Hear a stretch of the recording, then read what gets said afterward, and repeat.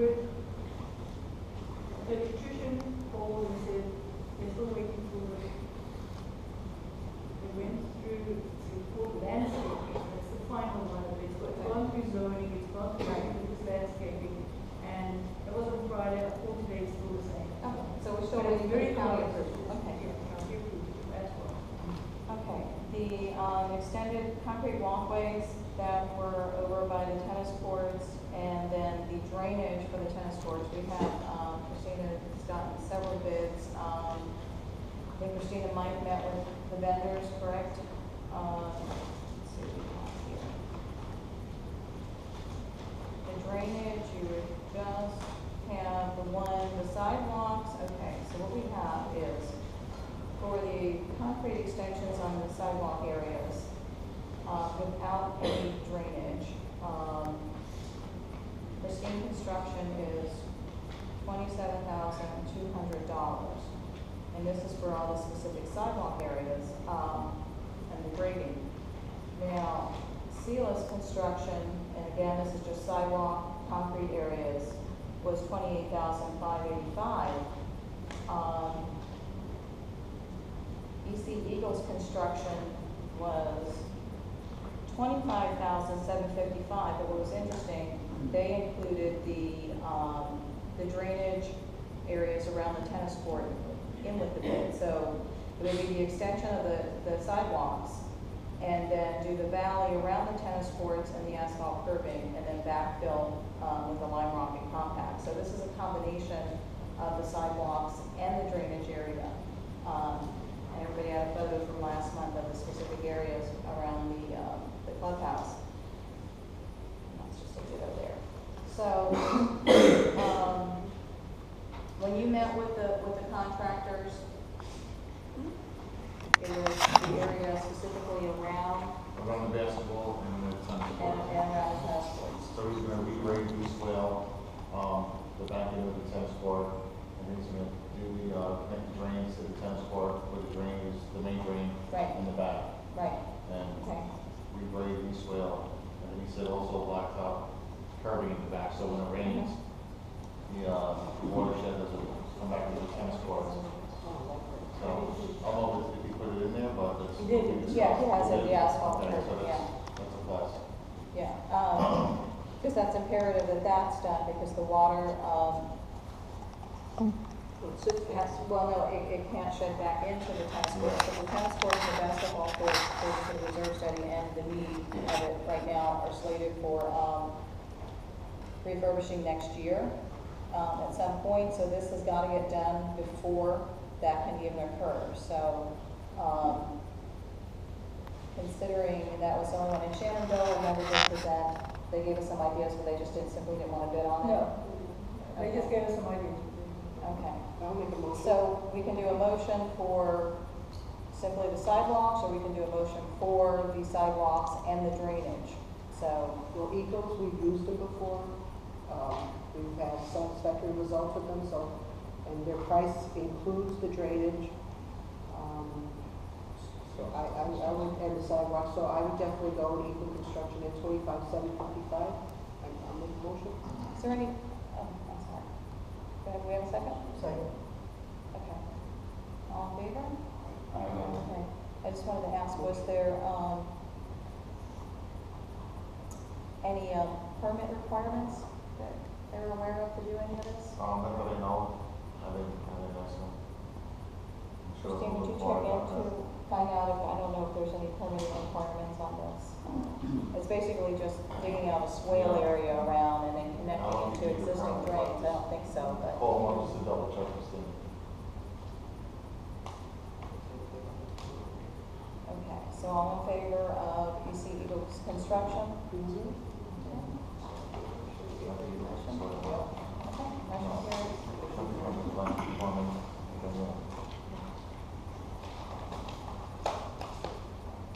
The next item, Mine Road, the lane restriping and the fence, et cetera. That was still with the county, with, going through the engineering department and zoning, et cetera. The fencing is over the county. The speed hump and the lane restriping, Mackenzie said they would get back to me on that. with suggestions of vendors that we can use. Okay. But did the county approve the permitting yet, or no? Can't you? No. I spoke to you. Okay, George, and so wait. They take too long. But it is in. Okay. All right, the next item is the lighting at Greenwood Manor.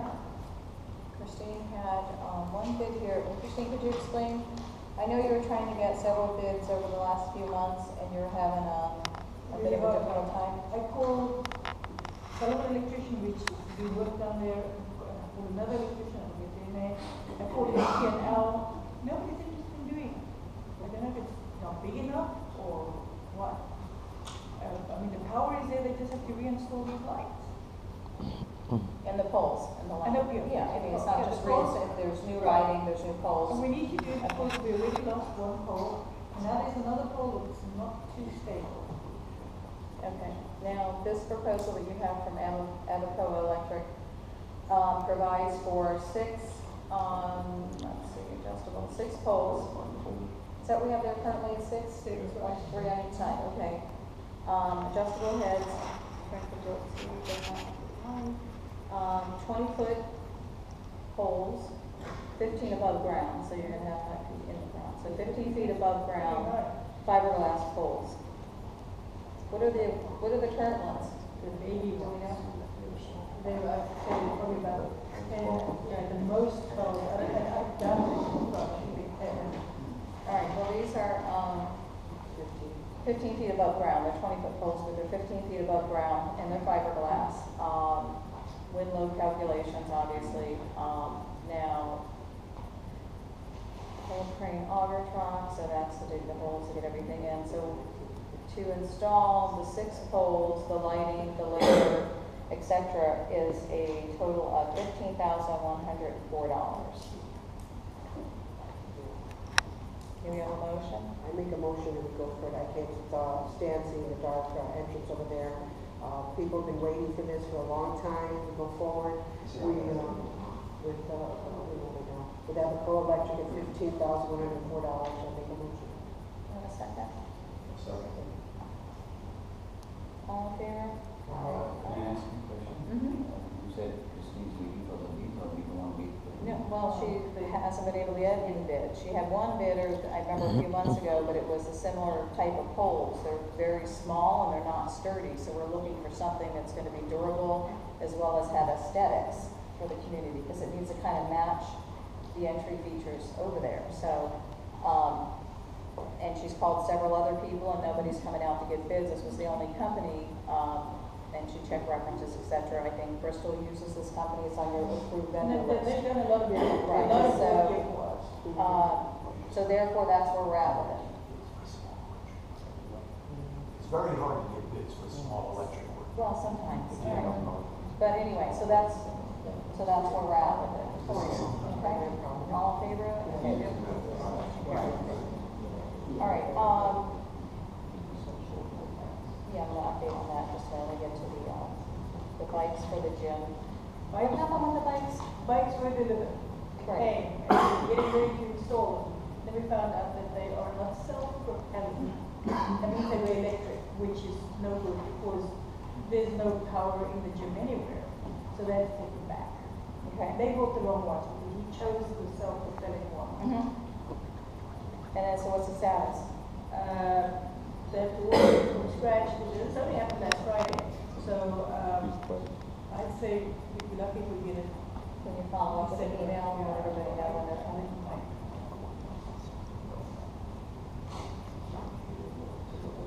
Okay, and I just wanted to also mention the sunshades, because last month we asked for a budget because there was already money allocated for the replacement of sunshades, gazebos, or whatever enhancements. So the money that was allocated was $25,000 for these projects. The landscape committee has will be utilizing $5,500 for the Greenwood Park. So that left roughly $19,500 for the sunshade.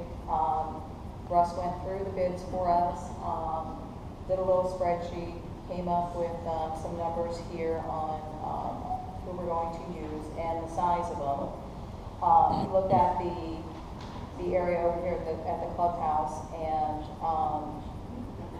we could do two different things. We could go with two 14 by 14 shade structures, and they would provide shade in the grass area between the two playgrounds, you know, for the parents that would be watching over the children.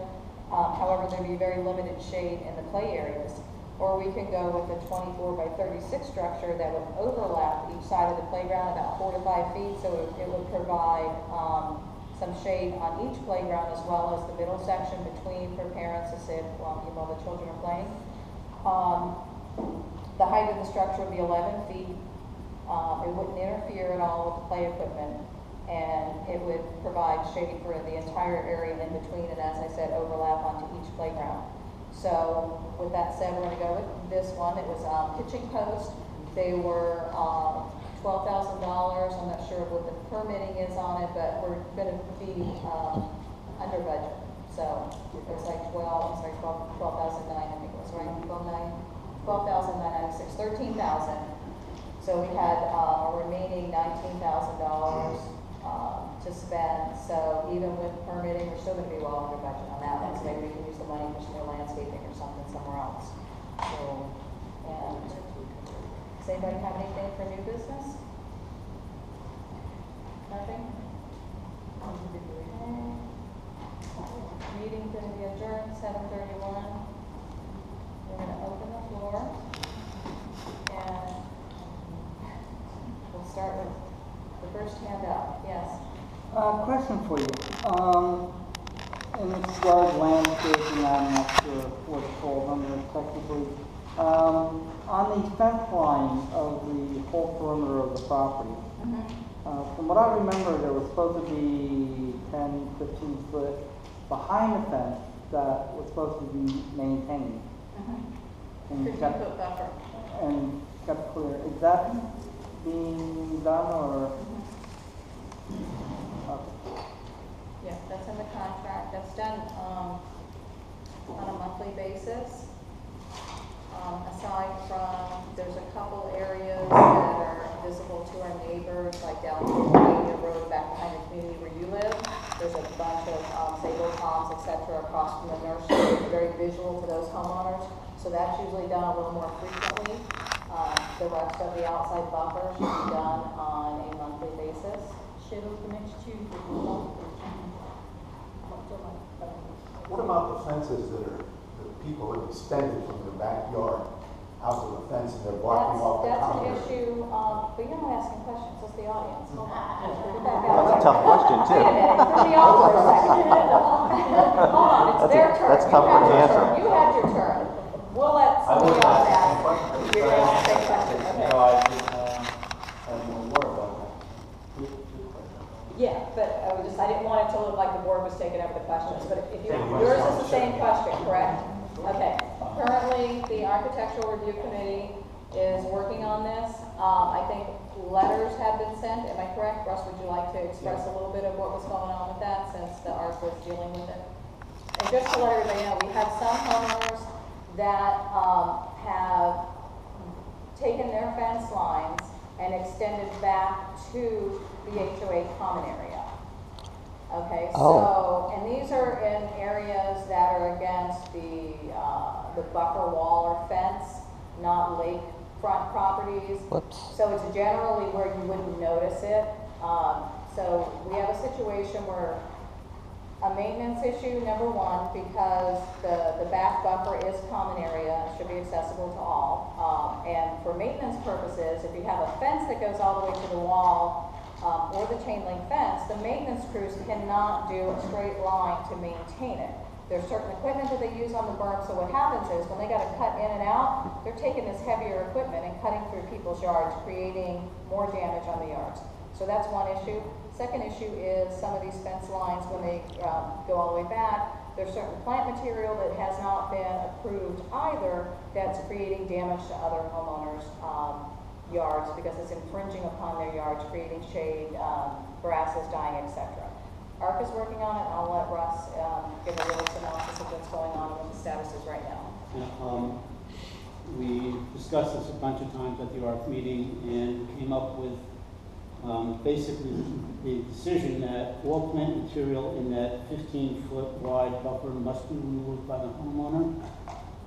The fence, it's recommended that the fencing is also taken back and put on their property line, or 2 5-foot wide gates are put on each side fence so that the landscapers can simply make the straight pass through as long as indicated.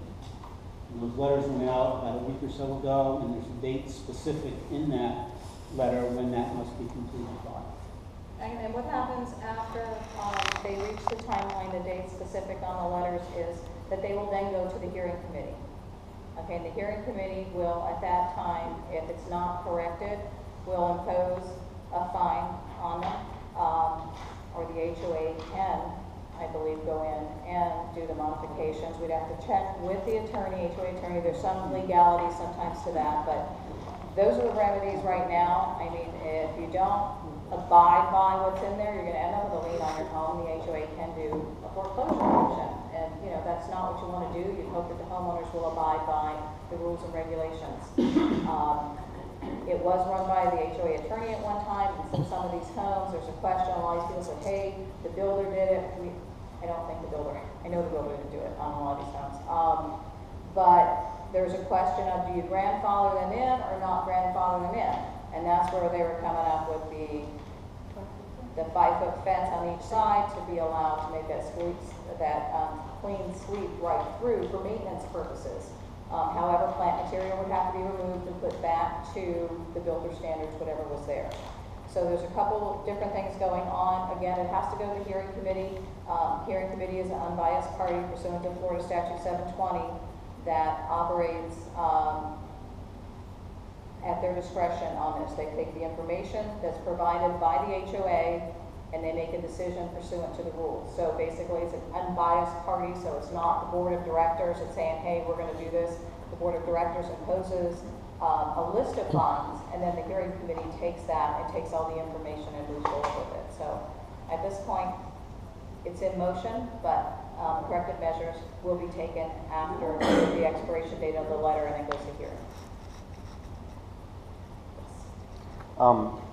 I just wanted to address an issue, and I do have some questions for Christine, because I wasn't sure about the email that went out. This is relating to the email that went to everybody in the neighborhood, both Greenwood and Palm Beach Plantation, about the invalid ballot and unofficial proxy. Before that went out, it's important for the board to know that, obviously people are trying to get votes, right? We're trying to go around and trying to go and talk to people with proxies. In particular, I had put together a proxy on behalf of myself and several other people that are running for the board, and the proxy complies with 72306. So there's specific requirements about, the date of the meeting, it has to be signed by the owner, it has to have the meeting date and time, and it has to be dated, and it's only good for 90 days or less if you name it as 90. It's basically like a power of attorney. So the problem that I had is when I saw the email go out from Christine yesterday, I wasn't sure if it was done by the management company or whether it was at the direction of the board. It was. That's the first question I had. Yeah, it was. Do you want to ask your second question, Lance? Well, I got some other comments, and so that would be helpful. Okay. So first of all, it was a combination of both along with the HOA attorney. And the reason being, Dan, and like I said, our common goal, so it's not that anybody's trying to deter anybody, so I want to make that very clear. The common goal is we all want a board of directors to work on our behalf, and we want the community to maintain aesthetics, etc. So, and we do want people to run for the board. I'm a big proponent of that. I think we need, a mix of people. This was the concerning thing because it made it look like it came from the HOA, and that was the big thing because there was an influx of people calling and questions about this is incomplete, we don't understand why you don't have. So there were residents that misunderstood it. Right. And they thought it was coming from the board. So and I ran it by the HOA attorney, he responded, he concurred, he said that it is a misrepresentation and that we have an obligation to express to the homeowner. So that's all it was, simply put. The question was specifically with the